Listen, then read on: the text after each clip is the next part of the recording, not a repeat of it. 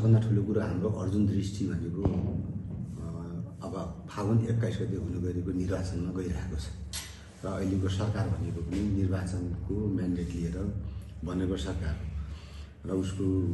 त्यो कारणले चाहिँ अब हामी फागुन 21 गतेको निर्वाचनलाई सफलतापूर्वक सम्पन्न गराउनको लागि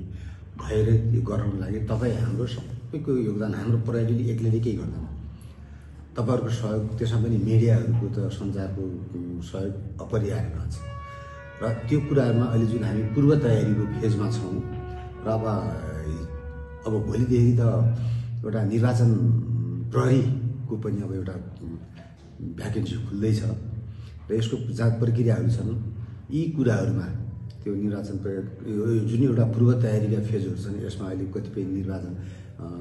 संवेदनशील अति संवेदनशील अनि सामान्य मतदान स्थलहरु छन् त्यहाँको बारेमा यी सबै कुराहरुको सबभन्दा ठूलो कुरो भनेको हामीलाई सूचना।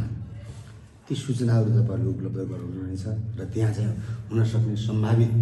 चुनौतीहरु खतराहरु हामीलाई के छन् त्यो कुराहरु अब हामीले हाम्रो पक्षबाट मात्रै सबै नहुन सक्छ। तपाईं मिडियाहरुको धेरै ठूलो सहयोग चाहिन्छ र तपाईहरु भनेको तलका तल्लो तहका जनताहरुसँग पनि प्रत्यक्ष सम्बन्ध हुन्छ तपाईहरुको